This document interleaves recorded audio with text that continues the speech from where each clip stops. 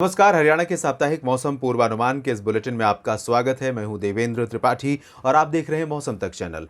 हरियाणा में अगर हम मानसून वर्षा अब तक जो रिकॉर्ड की गई है उन आंकड़ों पर एक नज़र डालें तो 1 जून से लेकर 10 अगस्त के बीच में हरियाणा में सामान्य से 35% ज़्यादा वर्षा रिकॉर्ड की गई है। बारिश का आंकड़ा 345 मिलीमीटर है।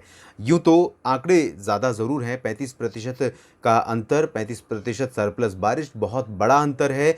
लेकिन एक्चुअल में अगर देखा जाए तो हरियाणा के लोगों को बारिश वाले दिन बहुत कम मिले हैं। यानी कि बारिश जो दर्ज की गई वो कुछ ही दिनों में दर्ज की गई और ऐसा भी है कि कुछ ज़िलों में कम बारिश हुई है, कुछ ज़िलों में ज़्यादा वर्षा रिकॉर्ड की गई है।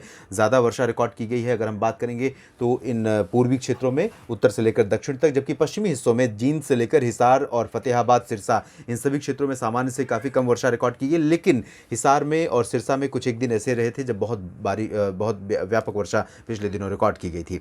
फिलहाल आइए डालते हैं एक नज़र आने वाले समय में 11 से लेकर 17 अगस्त के बीच के सप्ताह भर के मौसम पर हरियाणा में किस तरह का रहेगा।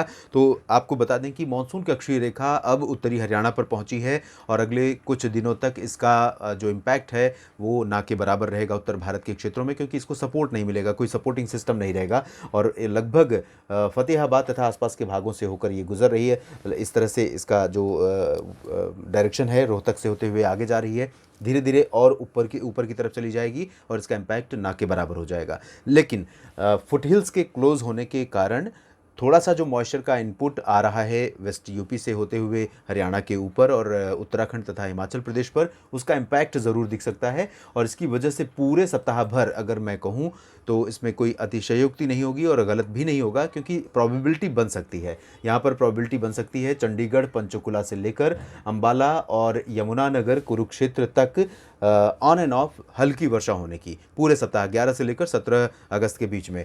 कैथल और करनाल में भी कुछ स्थानों पर हल्की वर्षा या बूंदाबांदी हो सकती है, बादल यहाँ पर दिख सकते हैं। लेकिन जैसे जैसे हम दक्षिण की तरफ बढ़ते जाएंगे प्रोबेबिलिटी और कम होती जाएगी और दक्षिणी भागों में 11 से लेकर कम से कम 15 अगस्त तक कैथल के नीचे से लेकर फतेहाबाद, सिरसा और जींद, हिसार, सोनीपत, पानीपत, रोहतक, भिवानी, चरखी दादरी, साथ ही साथ झज्जर, महेंद्रगढ़, रेवाड़ी, नारनौल और पलवल, फरीदाबाद, गुरुग्राम, इन सभी क्षेत्रों में पूरे सप्ताह 15 अगस्त तक कम से कम मौसम शुष्क बना रहेगा। 16 अगस्त से थोड़ा सा बदलाव नज़र आ रहा है। 16 अगस्त से जो इम्पैक्ट शुरू होगा वो इन दक्षिणी क्षेत्रों से शुरू होगा, पलवल और नूंह से, उसके बाद फरीदाबाद, गुरुग्राम, रोहतक, रेवाड़ी, महेंद्रगढ़, झज्जर, चरखी दादरी, इन भागों में तथा भिवानी, रोहतक, सोनीपत तक इन क्षेत्रों में कुछ स्थानों पर वर्षा देखने को मिल सकती है 16 और 17 अगस्त को। 17 अगस्त को इम्पैक्ट थोड़ा सा और अंदरूनी इलाकों में भी दिखाई दे सकता है।